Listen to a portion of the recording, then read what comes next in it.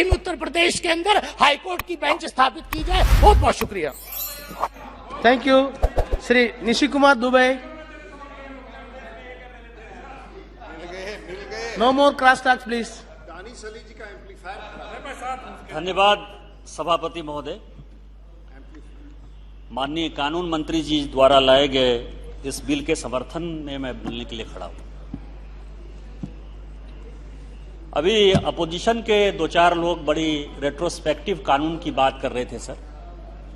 महंगाई पर, ईडी पर, सीबीआई पर जांच की बात कर रहे थे कि उस पर डिस्कशन होना चाहिए। चेयरमैन सर, आप बैठे हुए हैं इस चेयर पर। डीएमके कांग्रेस को साथ दे रही थी। ईडी का केस और सीबीआई केस हमारी सरकार ने आपके ऊपर नहीं किया। You should not attribute political motive to the chair. मैं ये कह रहा हूं, मैंने डीएमके के लिए कहा, मैंने आपके लिए नहीं कहा। Any person sitting on the chair will not have any political entity, political color. I'm sorry, मैंने डीएमके पार्टी के लिए कहा। डीएमके पार्टी कांग्रेस को समर्थन दे रही थी और डीएमके के जो कुछ लोग जेल गए वो कांग्रेस पार्टी ने ईडी और सीबीआई लगाया, हमने नहीं लगाया। ईडी और सीबीआई का किसने दुरुपयोग किया, और यदि चर्चा कराना चाहती है अपोजिशन तो हम तैयार हैं। जहां तक सवाल है, जहां तक सवाल है, अब मेरी बात सुन लो ना, अब मेरी बात सुन लो। रेट्रोस्पेक्टिव कानून की बात यदि ये बहुजन समाज पार्टी करती है तो इसका शोभा नहीं देता सर। 370 इस देश में लगा हुआ था और 370 के कारण जम्मू कश्मीर में शेड्यूल कास्ट को, शेड्यूल ट्राइब को, ओबीसी को कोई रिजर्वेशन नहीं था। जिस चीज के लिए, जिस मुद्दे के लिए बहुजन समाज पार्टी का जन्म हुआ, जिसके लिए शेड्यूल कास्ट और शेड्यूल ट्राइब के राइट के लिए वो लड़ रही है, आजादी के 75 साल बाद भी यदि जम्मू कश्मीर के शेड्यूल कास्ट, शेड्यूल ट्राइब और ओबीसी को रिजर्वेशन नहीं था, कहां गया था आपका आवाज? क्या आज हमारे प्रधानमंत्री जी ने और गृह मंत्री जी ने और कानून मंत्री जी ने यदि 370 खत्म करके यदि शेड्यूल कास्ट, शेड्यूल ट्राइब को राइट दिया तो क्या ये रेट्रोस्पेक्टिव नहीं है? क्या आपको इसका समर्थन नहीं करना चाहिए? आप जिस सरकार को सभापति महोदय, जिस सरकार को ये बहुजन समाज पार्टी 2011 में समर्थन दे रही थी, जिस सरकार को डीएमके समर्थन दे रही थी, उसने 2011 में वोडाफोन के केस में सुप्रीम कोर्ट के जजमेंट को रेट्रोस्पेक्टिव पलट दिया और जिसका खामियाजा आज भी भारत सरकार भुगत रही है। करिए आप और भोगे हम। यदि आप बहस करना चाहते हैं तो सभी विषय पर मैं बहस कर सकता हूं। मैं बिल से आगे नहीं जाना चाहता। Are you yielding? बोलिए। आदरणीय अधिष्ठाता महोदय, बहुजन समाज पार्टी ने जो है हमेशा दलितों, शोषितों, पिछड़ों की लड़ाई लड़ी है। ये कहना कि अकेले जो है इस समर्थन जो जम्मू और कश्मीर में दलितों, शोषितों, पिछड़ों को लेकर के जो समर्थन की बात हुई है, वो हमारे जो पार्टी के आइडियोलॉग हैं उनका भी यही कहना था और हम कभी उससे पीछे नहीं हटे। और ये यहाँ पे बोलना ये बिल्कुल गलत है कि हम no more argument beyond the bill, please. Mr. Dubey, please you start. Speaker sir 75 साल में जब माननीय मोदी जी ने फैसला किया तभी आपको याद आया? No, please address the chair. We are discussing a very important law. Please confine yourself to the merit and demerits. मैं मेरिट पर ही आ रहा हूं। मैं मेरिट पर आ रहा हूं क्योंकि ये चर्चा जो है आउट ऑफ कॉन्टेक्स्ट हो गया, इसीलिए इसको जो है सेटल करना बहुत जरूरी था। सवाल ये है कि आज ये कानून आया है, आज नागालैंड और हिमाचल के लिए यह कानून लेकर आई है भारत सरकार। यदि 370 नहीं हुआ रहता, जो मुख्य विषय है, तो जम्मू कश्मीर के लिए भी इसी तरह से रेट्रोस्पेक्टिव कानून बनाना पड़ता। आज आपको भारत सरकार को, माननीय प्रधानमंत्री जी को, गृह मंत्री जी को और लॉ मिनिस्टर को धन्यवाद देना चाहिए कि कम से कम एक जो है वो कानून हिमाचल प्रदेश, नागालैंड के साथ जम्मू कश्मीर नहीं है, इसके लिए आपको उनको धन्यवाद देना चाहिए। दूसरा सवाल यह है कि फैमिली कोर्ट के दायरे को बढ़ाना चाहिए। सारे लोगों ने कहा, हमारे मित्र रूडी जी ने कहा, जलीली साहब ने कहा, दानिश अली साहब कह रहे हैं। यह फैक्ट है कि 2040 में जो यंग पॉपुलेशन है भारत का, वो 2040 में दुनिया का सबसे ओल्डेस्ट जो जनरेशन है, पॉपुलेशन है, वो भारत का होने वाला है। और जो बूढ़े पुराने लोगों के साथ जो डिस्प्यूट बढ़ रहा है, समाज में जो ये वैमनस्यता बढ़ रही है, जो अपने मां बाप को, दादा दादी को लोग नहीं देखते हैं, इसमें फैमिली कोर्ट के दायरे को बढ़ाने का सवाल है। लेकिन सवाल यह है कि दुनिया को देखते हुए, जिस चीज के लिए रूडी जी कह रहे थे कि कहीं 65% डिवोर्स है, कहीं 51% डिवोर्स है, भारत में 1% डिवोर्स है, लेकिन भारत का पॉपुलेशन बहुत ज्यादा है। हम जिन देशों के साथ अपनी तुलना कर रहे हैं वो तुलना के लायक ही नहीं है। किसी का पॉपुलेशन 30 लाख, किसी का 1 करोड़, किसी का 1.5 करोड़, किसी का 3 करोड़, हम 130 करोड़। और 130 करोड़ में जो समस्याएं आई हैं उसको देखने का सवाल है, और इस पार्लियामेंट को सोचने का सवाल है कि फैमिली कोर्ट में अब किस तरह के डिस्प्यूट आएंगे।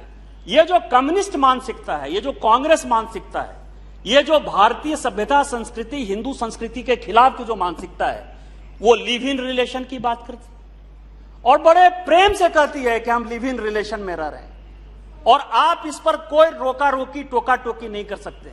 लिव इन रिलेशन के बाद यदि बच्चे पैदा होते हैं, लिव इन रिलेशन के बाद यदि डिस्प्यूट पैदा होता है, उसका क्या दायरा होगा? क्या ये फैमिली कोर्ट में सोचने की बात, या भारत सरकार को सोचने की बात नहीं है कि किस तरह से इन्होंने पॉल्यूशन किया है?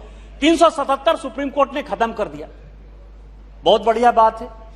यहां के एक मेंबर ऑफ पार्लियामेंट जो है लगातार इस पर देते रहे, अपना प्राइवेट मेंबर बिल लाते रहे, सुप्रीम कोर्ट में लड़ते रहे, कांग्रेस पार्टी के ही लोग 377 के लिए लड़ते रहे। ठीक है, सुप्रीम कोर्ट ने खत्म कर दिया, लेकिन क्या मंत्री जी आज ये देखने का सवाल नहीं आया है कि 377 जब कानून था तब कितने केस होते थे, और 377 जब खत्म हो गया तब कितने केस?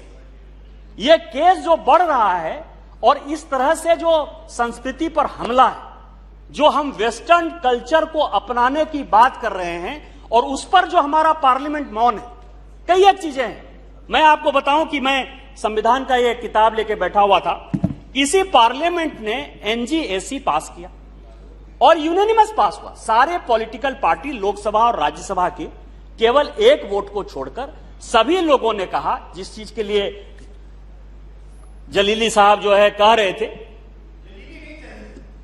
इम्तियाज जलीली, तो वो जिस चीज के लिए कह रहे थे, वो स्पीकर साहब आप भी थे, कि हम जो है कॉलेजियम सिस्टम में अपॉइंटमेंट के लिए भारत सरकार क्या कर रही थी?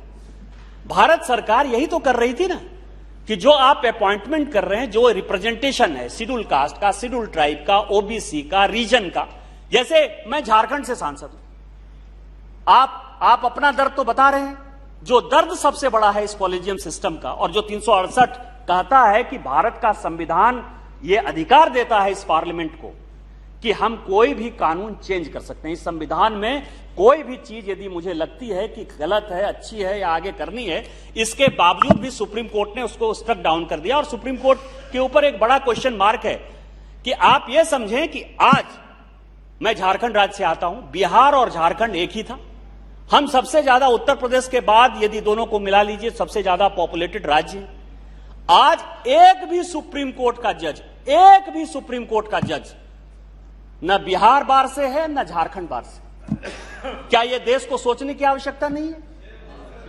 क्या सोचने की आवश्यकता नहीं है कि इतना बड़ा पॉपुलेशन, इतनी बड़ी आबादी, जिस सुप्रीम कोर्ट में 2 जज, 3 जज, 4 जज हमेशा बिहार के रहे, आज एक भी आदमी नहीं है।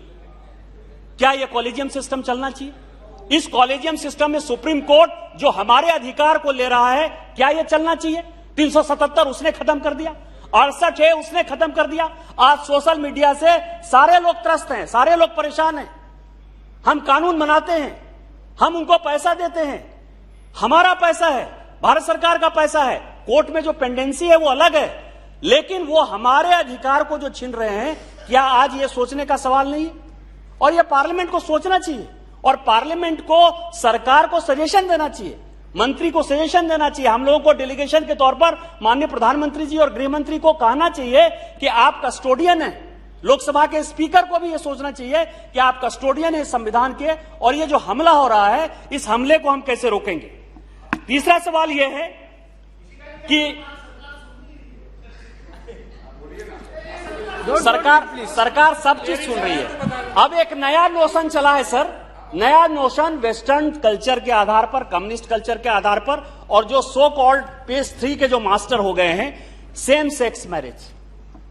वेस्टर्न कल्चर में इस तरह की बातें, सेम सेक्स मैरिज, और उसके लिए लोग कहते हैं अरे कोई कैसे भी रहना चाहता है, क्या अधिकार है? अरे ठीक है, नंगा ही रही है। मैं ये कह रहा हूं, तो ये जो फैमिली कोर्ट में अगला जो डिस्प्यूट आना है और अगली लड़ाई जो इस कल्चर से है, मैं आपको कह रहा हूं कि ये जो फैमिली कोर्ट का जो कॉन्सेप्ट, ये कॉन्सेप्ट ये है कि हम भारत के सभ्यता, संस्कृति, मायने को ध्यान में रखकर किस तरह से आगे बढ़ें, किस तरह से डिस्प्यूट खत्म हो। जो डॉरी की बात कही, मैं रूडी जी से एक कदम आगे बढ़ के कहता हूं कि कांग्रेस ने इस देश में सबसे घटिया से घटिया कानून लगाया, उसमें 498 भी लगाया। आप तो पुरुष की बात कर रहे हैं, मैं तो महिला की बात कर रहा हूं। जिस महिला को बचाने के लिए 498 लगा, एक महिला को बचाने के लिए, मैं कहता हूं कानून बहुत अच्छा होगा, लेकिन कौन फंस रहा है? सास फंस रही है, ननद फंस रही है, गोतनी फंस रही है, वो महिला नहीं है। जो लोग अमेरिका में है, यदि किसी परिवार में डिस्प्यूट हो गया या अमेरिका में कोई लड़की पड़ी हुई, कह रहा कि फोन से वो भाई को जो है कह रही थी कि तुम लड़ाई करो, तो क्या आपको लगता है कि ये 498 जो है इसको रेट्रोस्पेक्टिव ठीक करने की आवश्यकता नहीं है? महिलाएं इससे प्रताड़ित नहीं हो रही है? महिलाएं सबसे 498 से पुरुष कम प्रताड़ित हो रहे हैं, महिलाएं ज्यादा प्रताड़ित हो रही है, क्योंकि वो महिला अपने घर में क्या कहेगी जो अमेरिका रह रही है, जो कहीं बाहर रह रही है, कोई जो ननद है, जो गोतनी है, या मान लीजिए कोई पड़ोसी है। तो महिलाएं यदि 498 में आप देखेंगे तो एक महिला को बचाने के लिए 10 महिला जेल जा रही है। क्या इस तरह के केस को, और ये सब वेस्टर्न कल्चर है कि हमने कहीं से अमेरिका से कोई कानून ले आए, लंदन से कोई कानून आए, हमारा समाज इस तरह का नहीं है। इसके बाद एक सवाल है, यहां बहुत बातें उठती है। रवि किशन जी हैं, गिरिराज जी हैं, मंत्री के नाते उदय प्रताप सिंह जी हैं। ये लोग लगातार पिछले 2-3 साल से, और खासकर रवि किशन जी ने उस दिन पार्लियामेंट में बोला भी, पॉपुलेशन कंट्रोल की बात चलती है। और पॉपुलेशन कंट्रोल की बात जब चलती है तो कई एक जगह से आता है कि यह सरकार जो है, कॉमन सिविल कोड और पॉपुलेशन कंट्रोल की जब बात आती है मंत्री जी, तो प्रत्येक बार आता है कि मुसलमान की आबादी को हम कम करना चाहते हैं। हमारा ये सवाल नहीं है। और अभी मेरी मेरे 4 बच्चे हैं, वो गलती मैं जानता हूं। Nothing will go on record except Dubai. No, nothing will go on record except Nishikant Dubai. महिलाओं पे जो Please address to Sir Nishikant. बच्चे, अगर ये बिल पहले कांग्रेस ले आती तो No, Nishikant, please. No cross talks. Nothing will go on record, please. शारीरिक Nothing will go on record. पोषण जो बच्चों का होता है, ये बिल उसके लिए। Honorable member, this is not fair on your part, please. ये कांग्रेस ही लाते, तो सबके 2 बच्चे। सभापति महोदय, please. ये जो आप कांग्रेस की Will you address, please? सभापति महोदय, Please. आपने रवि किशन जी को Please, don't comment it, please. सभापति महोदय, Come to the bill. सवाल पॉपुलेशन कंट्रोल जो है, पॉपुलेशन कंट्रोल, आबादी कितनी कंट्रोल होती है ये तो भविष्य तय करेगा, लेकिन एक महिला जिसको कि आज के समय में तो बेटी बचाओ बेटी पढ़ाओ, महिलाओं को ज्यादा अधिकार, प्रधानमंत्री जी का उनके प्रति ज्यादा आग्रह, ये सब जो है पिछले 4-5 साल में दिखा रहा है कि महिलाओं का पॉपुलेशन, लड़कियों का पॉपुलेशन हरियाणा जैसे राज्य में भी बढ़ रहा है। इसके लिए माननीय प्रधानमंत्री जी निश्चित तौर पर बधाई के पात्र हैं और पूरे देश को उनको बधाई देनी चाहिए। लेकिन जो बात रवि किशन जी कह रहे थे कि एक बेटे के लिए जो आप टॉर्चर होते कि एक बेटी हो गई, 2 बेटी हो गई, 3 बेटी हो गई, 9 बेटी हो गई, 10 बेटी हो गई, ये पॉपुलेशन कंट्रोल आबादी से ज्यादा महिलाओं की सुरक्षा का सवाल है। महिलाएं एनीमिक होती हैं इस देश में, बहुत रेयर ऐसी महिला, यहां डॉक्टर बैठी हुए हैं भारती जी, ये खुद डॉक्टर हैं, बहुत रेयर, मतलब 1-2% महिला ही ऐसी होगी जो एनीमिक नहीं होगी। 98% महिला जो है वो एनीमिक होती है। बच्चे जो ज्यादा पैदा होते हैं वो माल न्यूट्रिशन के शिकार होते हैं। तो महिलाओं और बच्चों के लिए क्या आज ये वक्त नहीं आ गया है कि हम पॉपुलेशन कंट्रोल बिल जो है महिलाओं और बच्चों की सुरक्षा के लिए लेकर आए, जिसका आबादी से कोई मतलब नहीं है, जो रवि किशन जी कह रहे थे। ये सारी बातें ऐसी हैं जो कि देखने का सवाल है। ये फैमिली कोड भारत के सभ्यता संस्कृति को रक्षा करने के लिए है।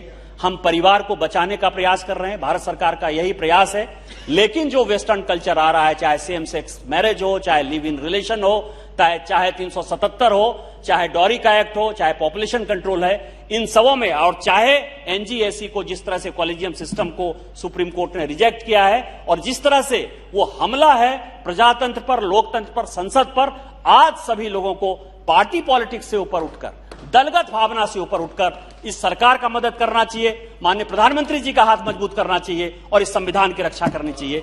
आपने समय दिया, इन्हीं शब्दों के साथ जय हिंद जय Bharat. Thank you. Dr. S.T. Hassan. Dr. S.T. Hassan.